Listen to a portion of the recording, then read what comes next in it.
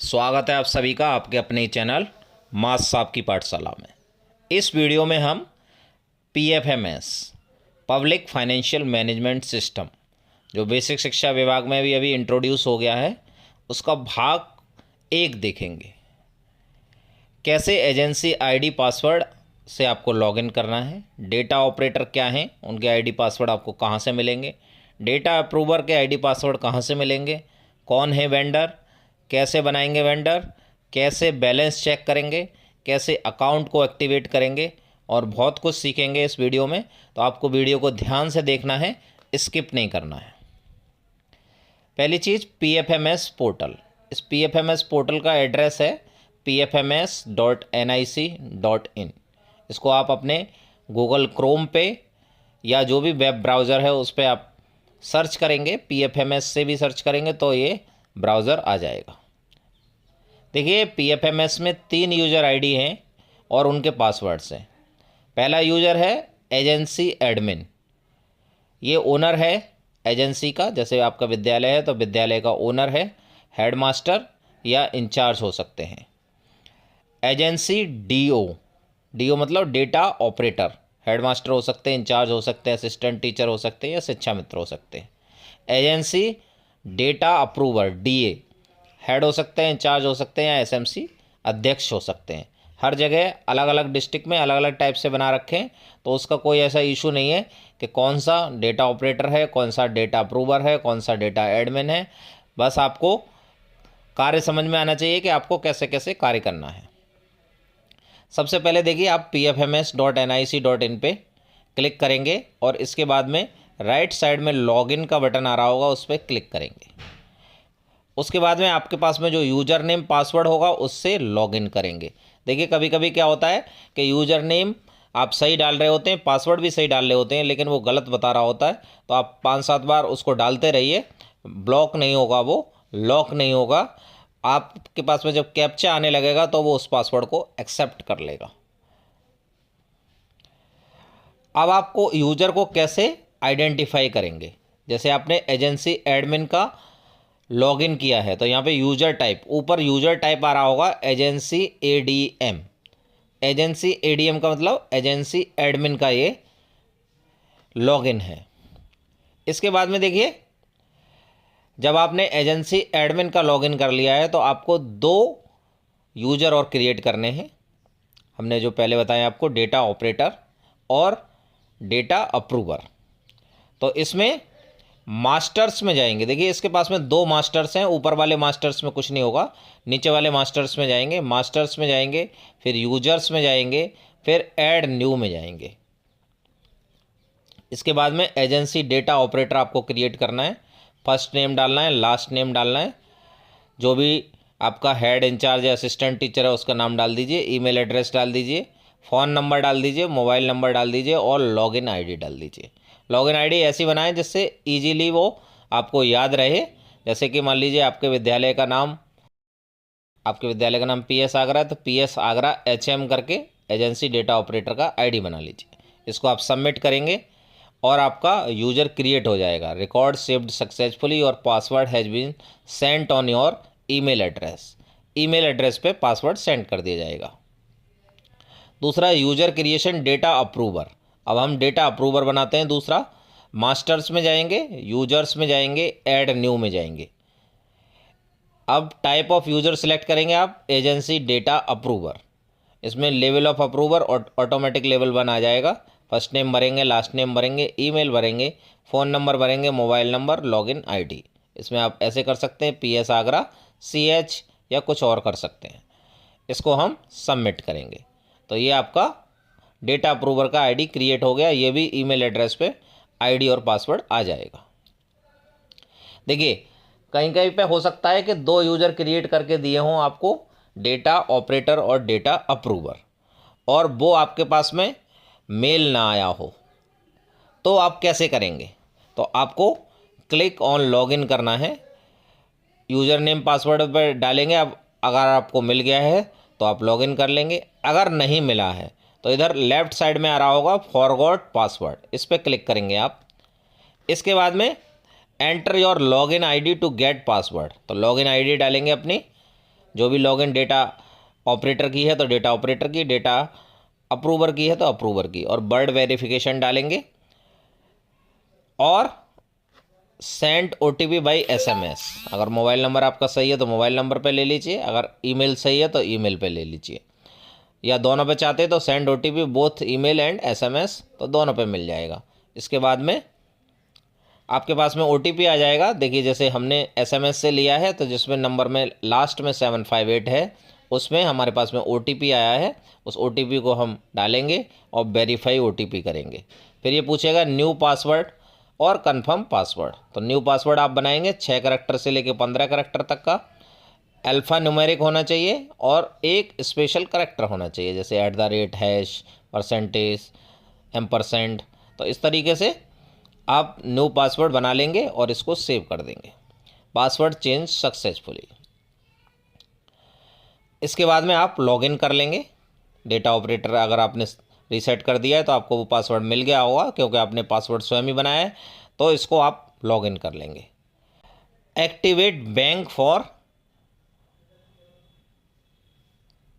Print payment advice, इसके लिए हमें एक्टिवेट करना है। तो क्या करेंगे, हम जो हमारा एजेंसी एडमिन का आईडी है उससे लॉगिन करेंगे। उसमें ऑप्शन आ रहा होगा बैंक। बैंक में जाने के बाद में अकाउंट एक्टिवेशन ई पेमेंट आएगा, उस पर क्लिक करेंगे।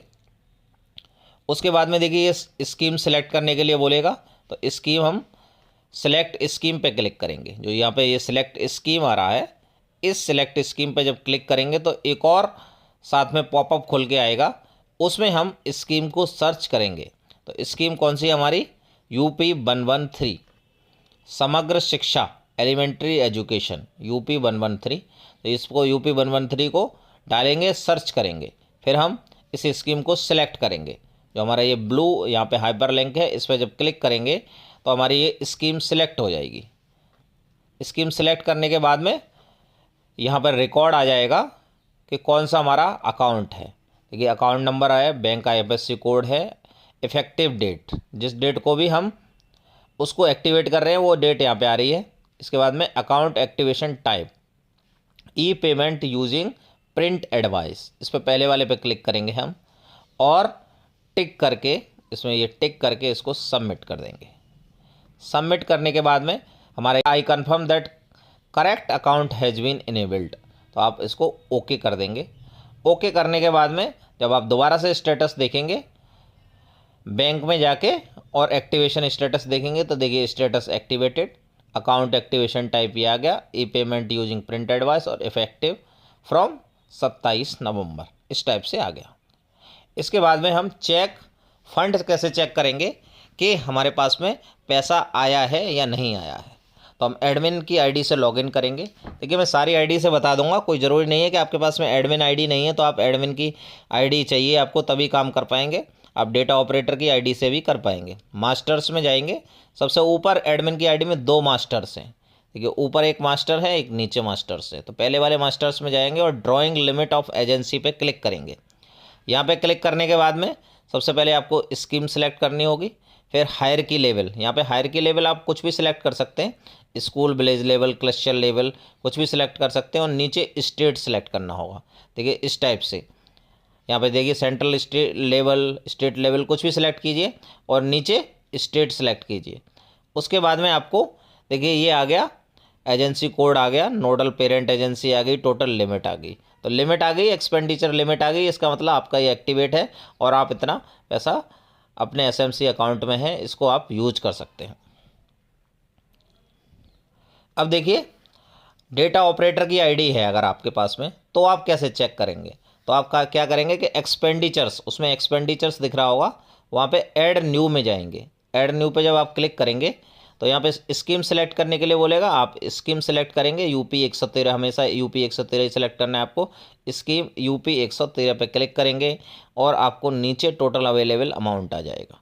तो टोटल अवेलेबल अमाउंट आ गया। ये देखिए 2 अलग अलग लॉगिन हैं, इसलिए आपको डिफरेंस दिख रहा है कि यहाँ पे 25,500, वहाँ 50,500, 2 अलग अलग मैंने एग्जाम्पल लिए हैं। तो यहाँ पे देखिए 25,500 आ गया, तो टोटल अवेलेबल अमाउंट 25,500 आ गया। अब देखिए वेंडर क्रिएट करते हैं हमने ये जान लिया कि कैसे यूज़र को क्रिएट करना है, कैसे लॉगिन करना है, कैसे फॉरगॉट पासवर्ड हो गया है तो वो कैसे हमें रिकवर करना है। अब देखिए वेंडर्स, अब कितने टाइप के वेंडर्स होते हैं। वेंडर्स रजिस्टर्ड बाय मी, मतलब हम वेंडर्स को रजिस्टर करेंगे। वेंडर्स का मतलब जिसको बेनिफिशियरी जो है, जिसके अकाउंट में हम पैसा भेजेंगे उसको रजिस्टर करेंगे। Vendors mapped but registered by others, कोई और रजिस्टर करेगा और उसको हम मैप कर लेंगे। उसके बाद में यहाँ इस ऑप्शन में हमें देखेंगे ये vendors mapped but registered by others. Vendor not mapped with me, मतलब वेंडर किसी और ने क्रिएट कर लिया है लेकिन मैप नहीं हमारे पास में, तो उसको हम मैप करेंगे। तो ये तीन ऑप्शन हम देखेंगे और इन तीन को ही क्रिएट करेंगे। हमारा बेसिकली इन तीन से ही रिलेटेड काम है। कौन कौन हो सकते हैं? पर्सनल वो बंदा हो सकता है जिसका जीएसटी अकाउंट नहीं है। कॉमर्शियल हो सकता है, इंस्टीट्यूशन हो सकते हैं, स्मॉल बिजनेस फाइनेंस हो सकते हैं, एनजीओ हो सकते हैं, स्मॉल स्केल इंडस्ट्री। तो हमारे बेसिकली यूज के सिर्फ पहले और दूसरे वाले ही हैं। तो अब हम पहले वाले को वेंडर को क्रिएट करते हैं। अब हम ये सब कुछ डेटा ऑपरेटर की आईडी से कर रहे हैं। मास्टर्स में जाएंगे, वेंडर्स में जाएंगे और ऐड न्यू में जाएंगे।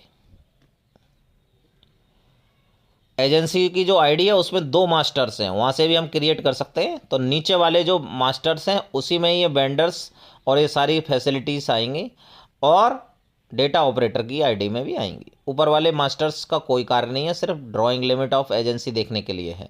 तो यहाँ पे दूसरे वाले ऑप्शन में चाहे तो आप एजेंसी की आईडी में क्रिएट कर सकते हैं, चाहे आप डेटा ऑपरेटर की आईडी में क्रिएट कर सकते हैं। अब देखिए पर्सनल वेंडर क्रिएट कर रहे हैं हम। Only Aadhaar card and account number required. Type personal, name चाहिए उसका एड्रेस चाहिए, एड्रेस 1 और सिटी। यहाँ पे आधार नंबर डाल देंगे, उसका मोबाइल नंबर डाल देंगे। अगर मोबाइल नंबर नहीं अवेलेबल है तो इस पर टिक कर देंगे, तो मोबाइल नंबर की आवश्यकता नहीं होगी। उसके बाद में यहाँ पे देखिए बैंक नेम और ये सिलेक्ट बैंक। तो बैंक नेम लिख नहीं पाएंगे हम, सिलेक्ट बैंक पे क्लिक करेंगे। सिलेक्ट बैंक पे क्लिक करने के लिए एक पॉपअप खुलेगा। यहाँ पे मान लीजिए कैनरा बैंक है, हमने कैनरा बैंक लिख दिया और सर्च किया। तो सर्च के बाद में देखिए ये दो ब्लू हाइपर लिंक आ गए, तो इस पर कैनरा बैंक फर्स्ट वाला सिलेक्ट किया हमने। इसके बाद में बैंक अकाउंट डिटेल डालेंगे, इसमें बैंक अकाउंट नंबर डालेंगे और सेव करेंगे। देखिए अभी क्या है स्टेटस, कि स्टेटस एक्टिव है लेकिन वर्चुअल अकाउंट फॉल्स है और कोई स्टेटस नहीं आ रहा है इसका। No need to select from any option, किसी भी ऑप्शन से हमें कोई चीज़ सिलेक्ट नहीं करनी है। फिर इसको यस करना है। यस के बाद में देखिए vendor beneficiary added successfully, please note the unique code for registered vendor for future use. तो उसका वेंडर का यूनिक कोड आ गया, लेकिन अभी एक्टिवेट नहीं हुआ है वेंडर। अब फिर से देखिए हम जाके देखेंगे कि वेंडर का स्टेटस क्या है। मास्टर्स में जाएंगे, वेंडर्स में जाएंगे और मैनेज में जाएंगे। अभी देखिए मैंने अभी जो ऊपर वाला वेंडर क्रिएट किया था, ये किसने क्रिएट किया? देखिए ऊपर आईडी भी आएगी और बैंक स्टेटस पेंडिंग है, अकाउंट स्टेटस एक्टिव है। जो हमने दूसरा एक्टिवेट किया था देखिए उसमें हमने खाली अकाउंट नंबर डाला, देखिए आईएफएससी कोड भी आ गया उसमें, और कब क्रिएट किया और सक्सेस इन बैंक का मतलब कि हाँ अब हम इस वेंडर को पेमेंट कर सकते हैं। तो दूसरा वाला सक्सेसफुल हो गया है, कुछ टाइम बाद हो जाता है 4-5 घंटे बाद। और पहला वाला अभी हमने क्रिएट किया है वो एक्टिवेट अभी नहीं हुआ है। अभी देखिए वेंडर्स को मैप करेंगे हम जो किसी और ने क्रिएट किया है। Map vendor created by others. क्या करेंगे? मास्टर्स में जाएंगे, वेंडर्स में जाएंगे, मैनेज में जाएंगे। मैनेज में जाने के बाद में search criteria vendors not mapped with me, इस पर क्लिक करेंगे। इसके बाद में अकाउंट नंबर डालेंगे और सर्च करेंगे। सर्च करने के बाद में देखिए ये स्टेटस आ जाएगा कि किसने इसको क्रिएट किया है। क्रिएट सक्सेस इन बैंक है। अब हम मैप वेंडर्स पर क्लिक करेंगे।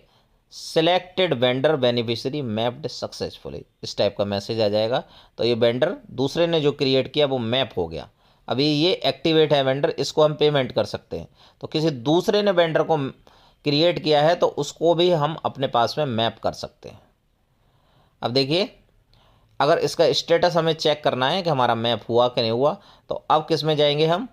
जो हमारा मैनेज वाला ही ऑप्शन है, मास्टर्स, वेंडर और मैनेज में जाएंगे और वेंडर आ जाएगा vendors mapped but registered by others, किसी और ने रजिस्टर किया है। इस पर हम क्लिक करेंगे, सर्च करेंगे।